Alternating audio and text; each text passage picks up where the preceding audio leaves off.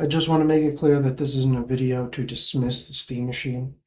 The Steam Machine has a high price, but that doesn't mean it's a terrible value.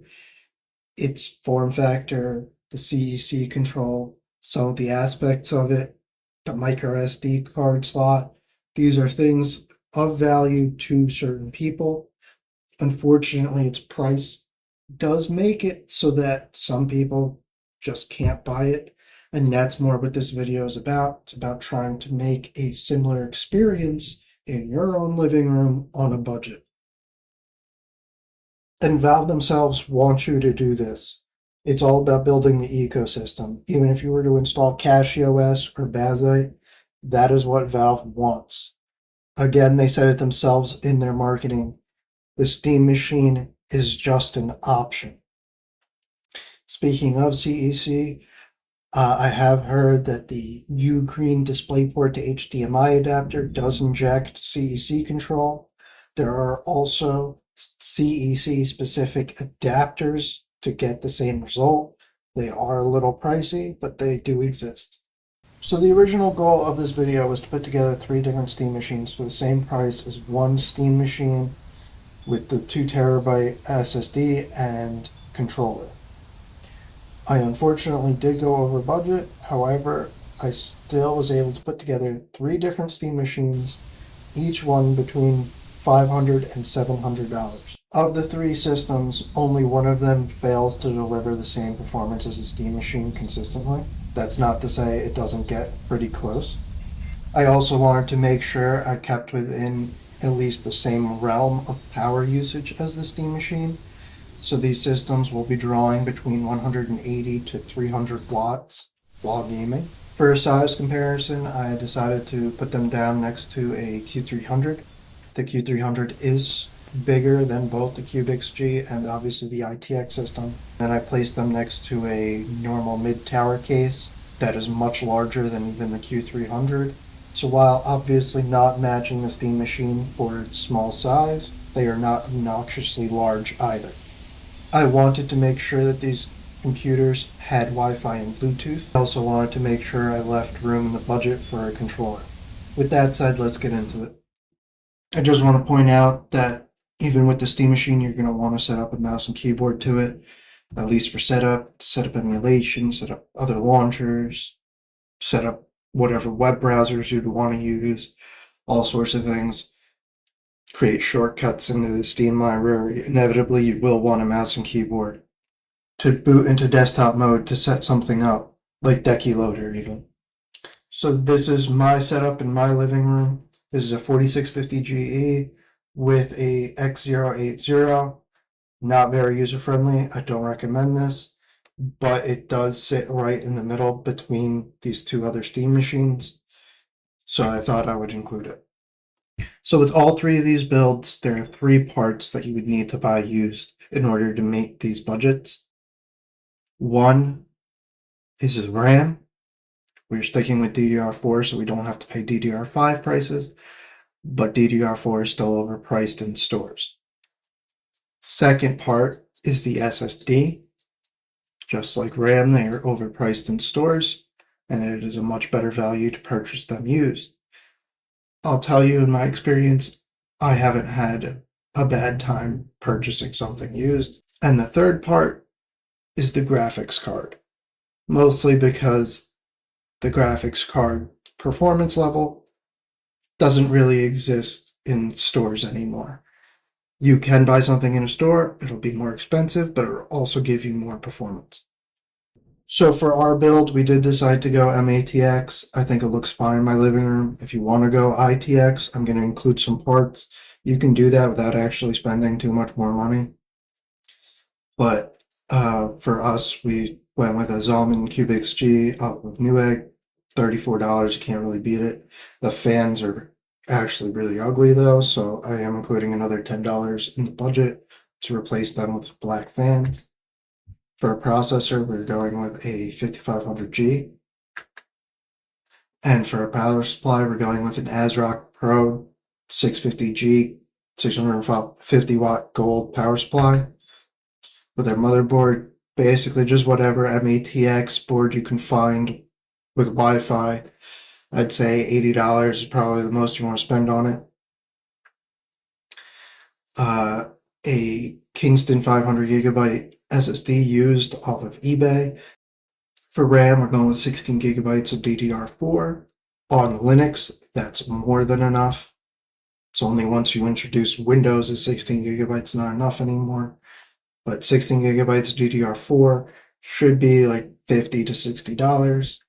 As for a graphics card, again, buying used, I recommend a 6700 XT if you can find them for under $300. I wouldn't spend $300 on one. If that's hard to find, a 6650 XT should be under $200. A 5700 XT you should be able to pick up for less than $150. It is compatible with SteamOS, but you will be giving up ray tracing and DP4A fallback, so you can't really do XeSS, and you also can't really do FSR4 int 8 very well. But that is a trade-off. You just kind of want to keep your eyes out. 6600 XT and RX 6600 non-XT, 6650 XT. Those are all within the range of the Steam machine. 6700 XT will be faster, and RX 6800 would be even faster than that, and 6800 XT obviously would be faster than that. It's all about your budget and what you're willing to spend on it, and also what deals you can find available to you at the time. And lastly, for the controller, I went with the 8BitDo Ultimate 2C. It's kind of a no-brainer. It's a very good controller for the price. I also didn't put in this sale price for the budget. I put in the full $30. Also, if you have a Micro Center nearby, absolutely utilize them. They have some insane deals consistently. So with all that said, what is the experience like? So I have a very large Steam library I've built over years. So this actually is the perfect type of computer for me in my living room. I also play a lot of emulation, so setting something up like RetroDeck is a huge bonus to me. So starting off a little light, this is a 2D platformer called Stick It to the Stickman. I actually love this game. I definitely recommend picking it up when it goes on sale. It's a fantastic, fun game with a lot of replayability. Next up is a game called Solstice. This is a game that is completely unplayable on the Steam Deck. I've tried many times to try and get it working. I'm currently playing through it, and this computer can run it great. There will be no problems running it on any of these machines. It's also a great game. You could pick it up for like $3 when it goes on sale, which is an insane value. Next up, we have Benchmark until 2077. Turns out there's a game along with this. CD Projekt Red was really cool, including a game with their Benchmark. I also recommend picking this up when it goes on sale. It's actually pretty fun. You can either play it as like a first-person shooter or hack and slash. There's a ton of different routes you can go. And there's a lot of depth to this game. I definitely recommend picking this one up if you haven't played it. The next game is Flat Out Ultimate Carnage Collector's Edition. This game, again, goes on sale for ridiculous prices. Definitely recommend picking it up. It's basically Wreckfest before Wreckfest. It's a ton of fun. There's a ton of mini games. It's just classic fun racing carnage. It has destructible cars, destructible environments, everything you'd want out of it. Like I said previously, I'm very big into emulation, so I set up RetroDeck. I have some PlayStation 1 games, PlayStation 2 games, PlayStation 3 games. I love these games. I love replaying them, so being able to play them in an emulator in my living room is a huge bonus for me. And Skate 3 is known to be one of the harder games to emulate it through RPCS3. The Ryzen 5 5500 is perfectly capable of running this game at 60 FPS. Any of these graphics cards will be able to play this game at least 1080p, which is higher resolution than the actual PlayStation 3 ever played it. So this is a great experience. And remember, emulation is perfectly legal. You have the licenses to these games. Go ahead and play them.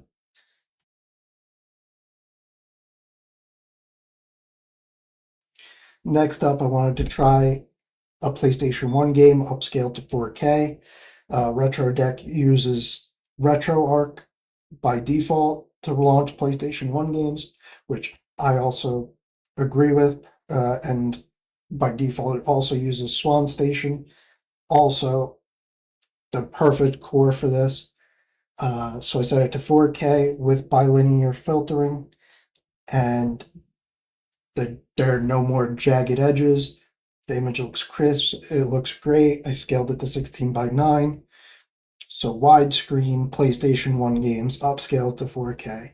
Better than you could ever imagine on the PlayStation 1.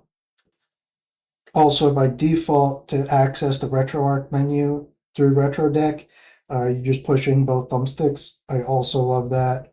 It's a great hotkey for it. Makes setting things up really smooth.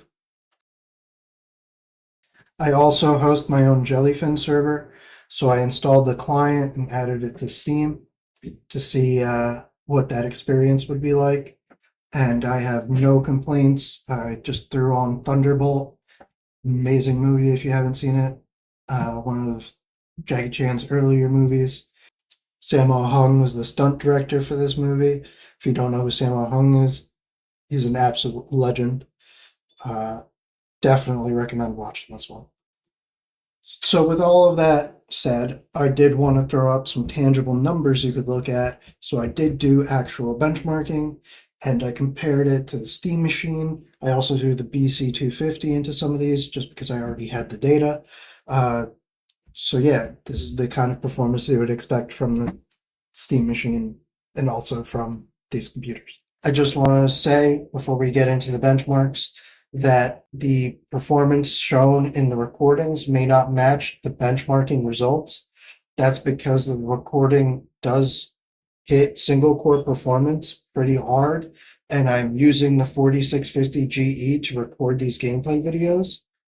Don't worry about that. It's not really indicative of a gameplay experience, and just pay attention to the benchmarks. I forgot to mention this earlier, but the X080 is just an RX 6700 10GB. It is meant for mining, so it doesn't have any display outs. And the X060 is the same thing, but an RX 6600. The X060 actually has a DisplayPort output, so that is something interesting about it. The 4650 GE X080 system drew 180 watts. The same thing with the 5500 and X060. And then the 5500 with the 6700 XT drew about 250 watts while gaming.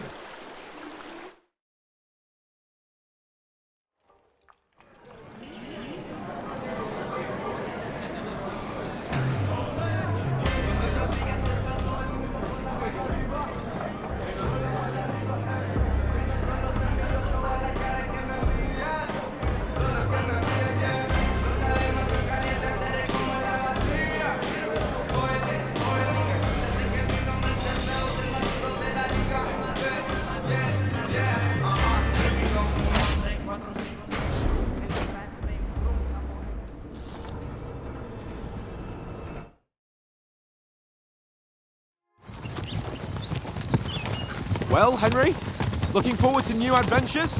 Adventures that will become the stuff of legends? Of course I am. We'll show them what fine fellas have turned up on their doorstep. You bet we will. We'll hand over our important message and then hop, skip to the nearest tavern. We'll drink to our success and chase some local wenches, eh? But why didn't Uncle Hanush take care of it himself? Unless, maybe he's just testing me. Why?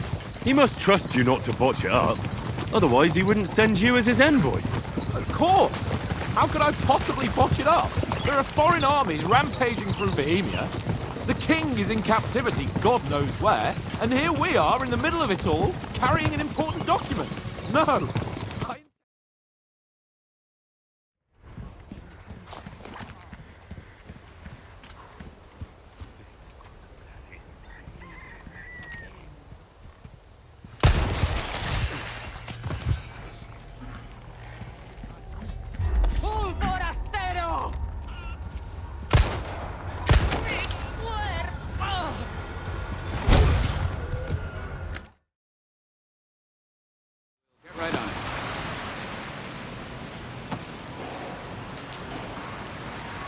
It should be around here.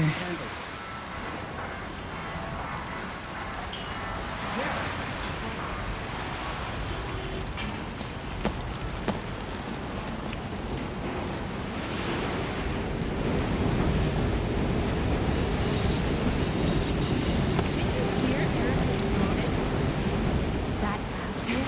What the hell are they? So, what happened with the missus? Oh man, she was pissed. She forgave me in the end.